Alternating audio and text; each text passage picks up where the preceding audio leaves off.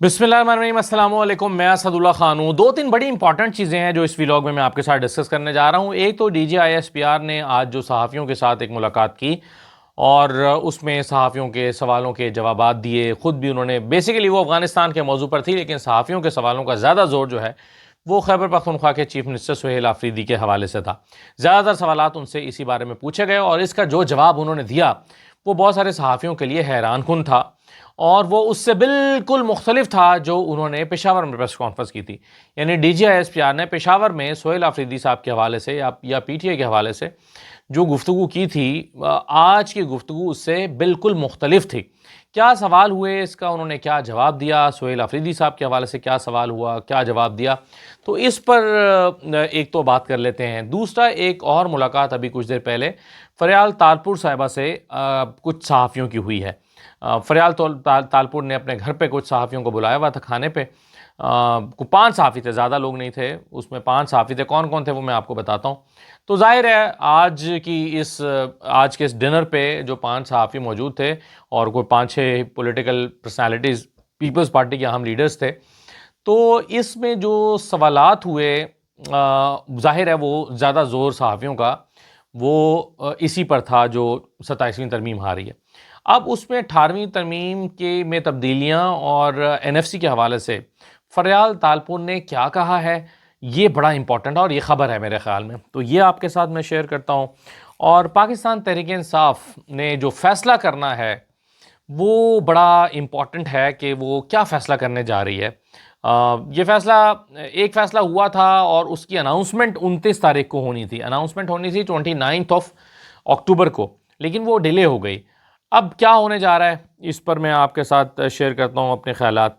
तो एक आध चीज़ और भी है, तो शुरू कर लेते हैं ज़रा DGISPR से, फिर मैं पीपल्स पार्टी पे आता हूँ, फिर मैं PTI पर आता हूँ कि PTI क्या करने जा रही है।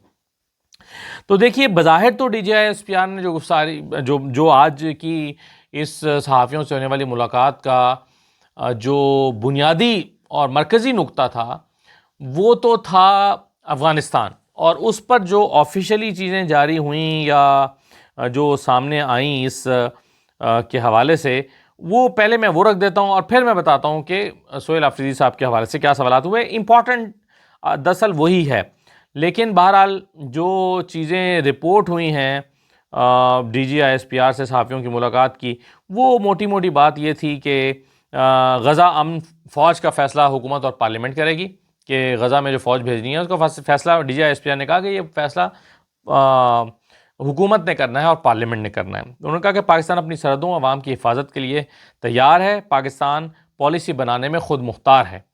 फितना अल ख़ारिज के ख़िलाफ़ ऑपरेशंस में 1667 दहशतगर्द मारे गए। फ़ौज सियासत में नहीं उलझना चाहती, फ़ौज को सियासत से दूर रखा जाए। ये आज रिपोर्ट भी हुआ, TV पे भी चली बात। फ़ौज सियासत में नहीं उलझना चाहती, फ़ौज को सियासत से दूर रखा जाए। जराइम पेशा और दहशतगर्द ग्रुप मुल्क में जराइम स्मगलिंग रोकने में रुकावट है। आज काफ़ी बात इस पर हुई कि जो पोस्ट की काश्त है और जो स्मगलिंग है और जो मनशियात की स्मगलिंग है, तो वो एक बड़ा चैलेंज और मसला है।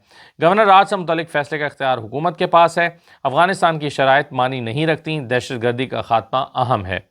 गवर्नर राज के हवाले से उन्होंने कहा कि यानी ये फ़ैसले का इख्तियार हुकूमत के पास है, हुकूमत ने फ़ैसला करना है भाई गवर्नर राज कहीं पर लगना है या नहीं लगना। अफ़गानिस्तान की शराइत मानी नहीं रखती, दहशतगर्दी का खात्मा अहम है। अफ़गानिस्तान में मनशियात स्मगलर्स की अफ़गान सियासत में मुदाखलत है। अफ़गानिस्तान से बड़े पैमाने पर मनशियात पाकिस्तान स्मगल की जा रही हैं। दहशतगर्द उश्र के नाम पर टैक्स लेते हैं। ज़्यादातर ऑपरेशन वो कहते हैं जो हमने किए बलूचिस्तान में किए। हालिया पाक अफ़गान कशीदगी के दौरान 206 अफ़गान तालिबान मारे गए, 112 फितना अल ख़ारिज हलाक हुए। TTP ने अफ़गान तालिबान के अमीर के नाम पर बैत की। TTP अफ़गान तालिबान की शाख है। अफ़गान तालिबान फितना अल ख़ारिज के दहशतगर्दों को हिफाजत हिसार मुहैया करने के लिए गुंजान आबाद इलाकों में बसा रहे हैं। भारत गहरे समंदर में एक और फॉल्स फ्लैग ऑपरेशन की तैयारी कर रहा है। भारत ने ज़मीन, समंदर और फ़ज़ा में जो कुछ करना है करे, भारत जान ले इस बार जवाब पहले से ज़्यादा शदीद होगा। यानी फ़ौज को अंदाज़ा है कि भारत कुछ करने वाला है, फॉल्स फ्लैग ऑपरेशन करने वाला है और उसके नतीजे में उसका इल्ज़ाम पाकिस्तान पर धरेगा और फिर उसके नतीजे में वो दोबारा पाकिस्तान पर हमले का जवाब बनाने की कोशिश करेगा। इसके अलावा उन्होंने कहा कि अफ़गानिस्तान में हमारा रिस्पॉन्स स्विफ्ट है। कोशिश की अफ़गानिस्तान के साथ मामला तय पा जाएँ। पाकिस्तान का 1 पॉइंट एजेंडा है, अफ़गान सरजमीन हमारे ख़िलाफ़ इस्तेमाल ना हो। پھر وادی تیرا کے حوالے سے انہوں نے کہا کہ تیرا میں آپریشن کی وجہ سے یہاں افیون کی فصل تباہ کی گئی، وادی تیرا میں ڈرونز ANF اور FC کے ذریعے پوست کی تلف کی گئی۔ خیبر پختونخوا میں 12,000 ایکڑ پر پوست کاشت کی گئی، فی ایکڑ پوست پر منافع 12 لاکھ سے 32 لاکھ روپے ہے بتایا جاتا ہے۔ مقامی سیاستدان اور لوگ بھی پوست کی کاشت میں ملوث ہیں۔ افغان طالبان اس لیے ان کو تحفظ دیتے ہیں کہ یہ پوست افغانستان جاتی ہے، افغانستان میں پوست سے آئس اور دیگر منشیات بنتی ہیں۔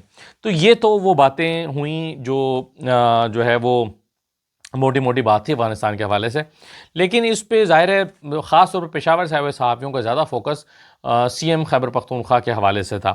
پہلے تو میں پوسٹ سے ہی بات شروع کر لیتا ہوں۔ پوسٹ کے پہ کچھ لوگوں نے سوال کیا کہ جو پوسٹ کی فصل ہے یہ تو خیبر پختونخوا کے بھی ضلع خیبر میں سب سے زیادہ کاشت کی جاتی ہے، وادی تیرا میں کاشت کی جاتی ہے، تو وہاں کا تعلق جو ہے وہ وہاں سے CM کا وہیں سے تعلق ہے، تو کیا آپ سمجھتے ہیں کہ CM پشت پناہی کر رہے ہیں؟ یہ سوال ہوا۔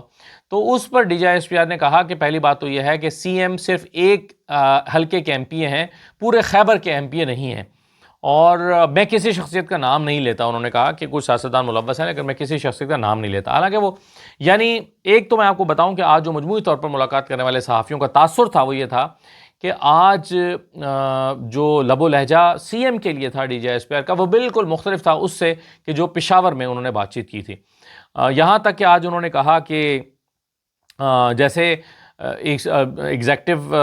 چیف ایگزیکٹو پاکستان کا ہوتا ہے وزیر اعظم، اور اس کے پاس اختیارات ہوتے ہیں اور وہ ایک اسٹیٹ کا ایک اہم جو ہے وہ حصہ ہوتا ہے، اسی طرح سے جو چیف منسٹر ہیں وہ بھی صوبے کا چیف ایگزیکٹو ہوتا ہے اور وہ بھی ریاست ہوتا ہے یا ریاست کا ایک اہم حصہ ہوتا ہے۔ تو چیف منسٹر کے حوالے سے، سہیل آفریدی کے حوالے سے اس طرح سے انہوں نے بات کی اور انہیں ریاست کا ایک اہم جزو قرار دیا اور کہا کہ وہ چیف منسٹر ہیں صوبے کے۔ یہاں تک کہ ایک دفعہ انہوں نے کہا، ایک جگہ پر انہوں نے کہا کہ he is a chief minister of Khyber Pakhtunkhwa period, یعنی بھائی تسلیم ہے کہ وہ چیف منسٹر ہیں خیبر پختونخوا کے۔ آپریشن کے حوالے سے جہاں تک بات تھی تو انہوں نے ایسا نہیں کہا کہ کوئی لارج اسکیل آپریشن ہونے جا رہا ہے۔ ظاہر ہے وہ جو آپریشنز ہیں وہ انٹیلیجنس بیسڈ آپریشن ہو رہے ہیں، تو اسی کی انہوں نے بات کی کہ وہ ہوں گے۔ کولیٹرل ڈیمیج کے حوالے سے انہوں نے یہ کہا کہ جب دہشت گرد کہیں پر بڑے پیمانے پر اسلحہ بارود جمع کرتے ہیں، تو جب ہم کسی دہشت گرد کو مارتے ہیں تو وہ پھر وہاں پر جو موجود ایمونیشن ہوتا ہے وہ پھٹ جاتا ہے، اس کے نتیجے میں اور لوگوں کو بھی نقصان پہنچتا ہے جو ٹارگٹ نہیں ہوتے۔ تو پھر ہم کیا کریں؟ ہم نے دہشت گردوں کو تو مارنا ہوتا ہے اور وہ لوگوں کے درمیان میں آ کر رہتے ہیں۔ تو اس طرح سے انہوں نے اس کولیٹرل ڈیمیج والی جو بات ہے اس کا جواب بھی دیا۔ تو پھر انہوں نے کہا کہ ایک جگہ پر انہوں نے کہا کہ کوئی بھی پارٹی یا بندہ اینٹی اسٹیٹ نہیں ہوتا، ہاں اس کے کچھ ایکشنز ہو سکتے ہیں جو ریاست مخالف ہو جائیں، لیکن کوئی پارٹی یا بندہ جو ہے وہ اینٹی اسٹیٹ نہیں ہوتا۔ تو یہ بھی ایک مختلف بات تھی۔ پھر انہوں نے کہا کہ فوج ریاست نہیں ہوتی، ریاست کا ایک ادارہ ہوتی ہے، یہ DGI-SPR نے کہا۔ ایک سوال کیا گیا کہ دیکھیں جی ایپیکس کمیٹی میں جو ہے وہ چیف منسٹر نے اس کی جگہ پر ایک کمیٹی بنا دی ہے جو کہ سیکیورٹی کمیٹی بنا دی ہے، یعنی کولیٹرل ڈیمیج والے معاملے پہ۔ تو تاثر یہ ملا کہ جیسے وہ جو ایپیکس کمیٹی ہے جس میں ریاستی ادارے بھی شامل ہیں اور کیبنٹ بھی شامل ہے، اس کی بجائے انہوں نے اس کی جگہ پر ایک اور سیکیورٹی کمیٹی بنا دی ہے۔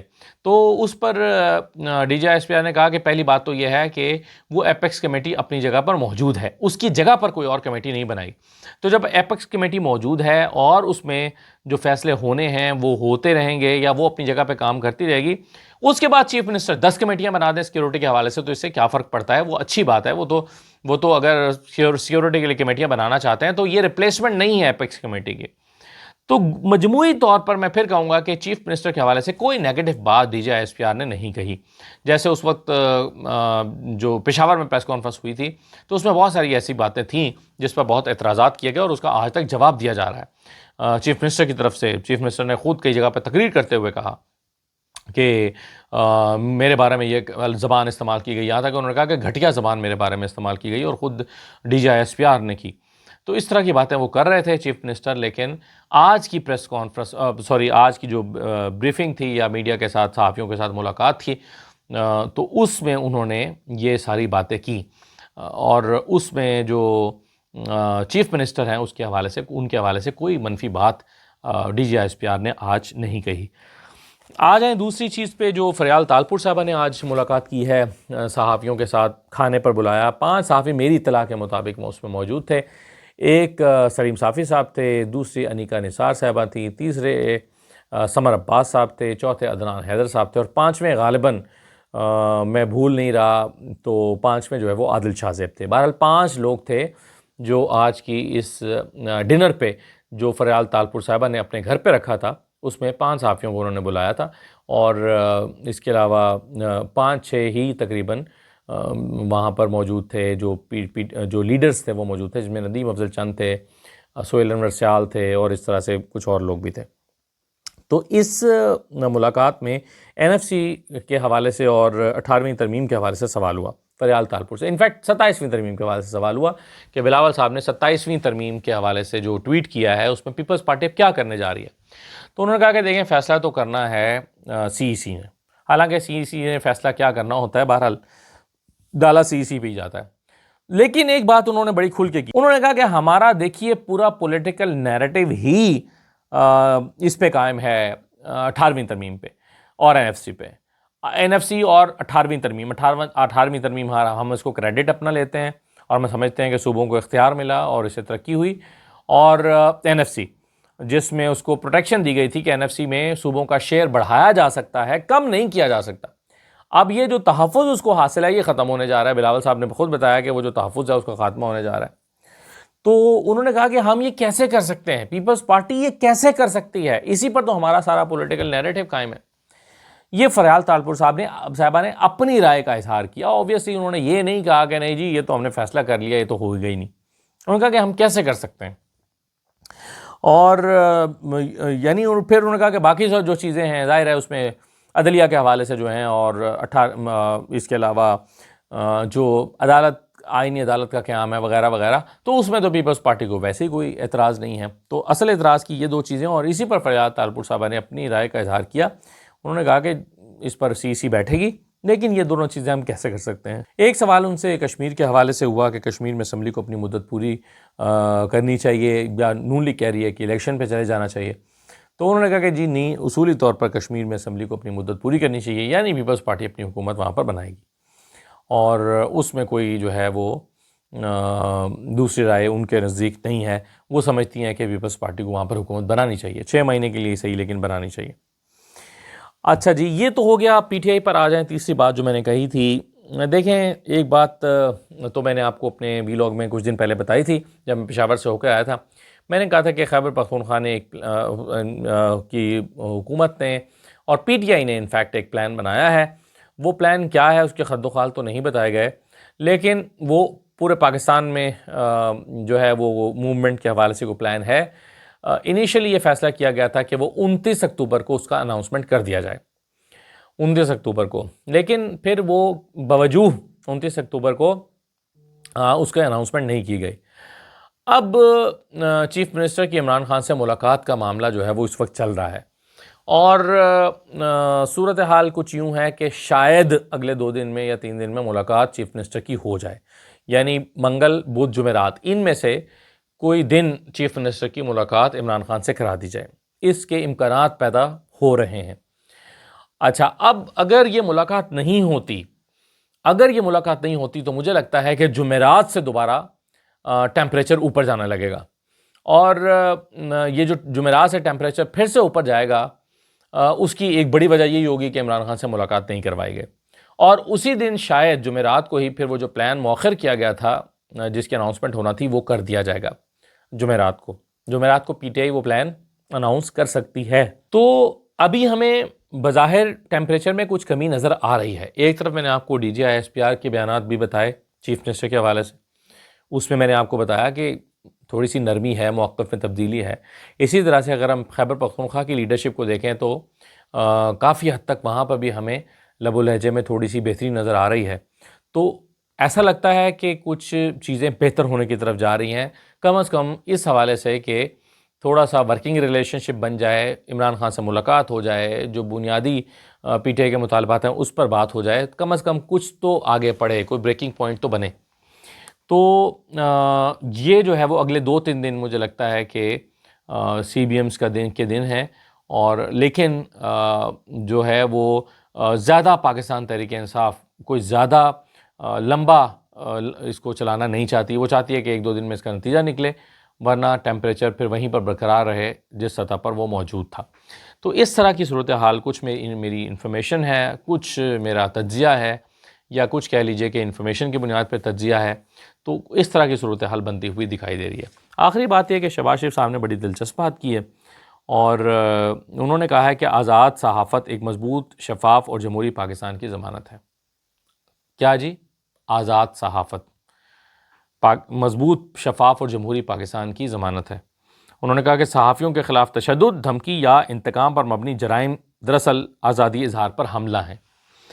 یہ شہباز شریف صاحب آزادی صحافت کے دن پہ بات کر رہے تھے، اور یہ انہوں نے کیسے وقت میں بات کی ہے کہ جب مطیع اللہ جان پر منشیات برآمدگی کا کیس چل رہا ہے، اور اس پر شہباز شریف صاحب ہی کی پولیس، اسلام آباد کی پولیس، یعنی کسی اور صوبے کی نہیں ہے جس پر وہ کہیں گے جی میرا تو اختیار نہیں ہے، اسلام آباد کی پولیس نے مطیع اللہ جان کے خلاف ایک چالان جمع کرا رکھا ہے، اور اس میں ان پر کا ٹرائل شروع ہو رہا ہے، فرد جرم عائد کی جائے گی مطیع اللہ جان صاحب پہ. تو یہ ہے آزادی صحافت. شہباز شریف صاحب نے آزادی صحافت کے حوالے سے ایک ایسے وقت میں بات کی ہے کہ جب کاشف عباسی کا پروگرام آف ایئر ہوئے، اب میرا خیال ہے سال بھر ہونے کو ہے، شاید 8-9 مہینے 10 مہینے ہو گئے ہوں گے، اور کاشف عباسی جو ہیں وہ جو باہر چلے گئے ہیں صحافی، ان پر تو یہ الزام لگاتے ہیں نا کہ یہ ڈالر مافیا ہے، یہ تو ڈالر کماتے ہیں، اینٹی پاکستان ہے. کاشف عباسی تو ڈالر بھی نہیں کماتے، وہ تو ویلاگس بھی نہیں کرتے، وہ تو یوٹیوب پہ بھی نہیں ہیں، وہ تو ڈیجیٹل میڈیا کے کسی پلیٹ فارم پہ نہیں ہیں جہاں سے 4 پیسے وہ کما سکتے ہیں. تو وہ تو چھپ کر کے گھر بیٹھے ہوئے ہیں. تو کاشف عباسی کیا ان کو آف ایئر کروانے سے یا کرنے سے آزادی صحافت پر کوئی تکلیف نہیں ہو رہی؟ وہ بے شمار صحافی جن کو آف ایئر کر دیا گیا ہے، وہ بے شمار صحافی جن پر مقدمات بنائے جاتے ہیں، وہ صحافی جو اٹھائے جاتے ہیں، کیا یہ سارا شہباز شریف صاحب کی حکومت کے دوران نہیں ہوا؟ ان کے پہلے دور میں، یا جو پی ڈی ایم کی حکومت تھی، یا دوسرے دور میں؟ تو ایسی منافقت کیسے کر لیتے ہیں؟ میری سمجھ سے باہر ہے یہ کیسے کر لیتے ہیں شہباز شریف کہ یہ سٹیٹمنٹ دیں کہ آزاد صحافت ایک مضبوط، شفاف اور جمہوری پاکستان کی ضمانت ہے. کیسے دے لیتے ہیں اس طرح کے بیانات؟ میں تو بڑا حیران اور پریشان ہوں. اس سے تو بہتر تھا کہ وہ اس موضوع پر بات ہی نہ کرتے، گول کر جاتے. لیکن ڈٹائی چیک کیجئے کہ اس موضوع پر انہوں نے بات کی، اور بلا خوف شرمندگی کی. اجازت دیجیے، اللہ حافظ.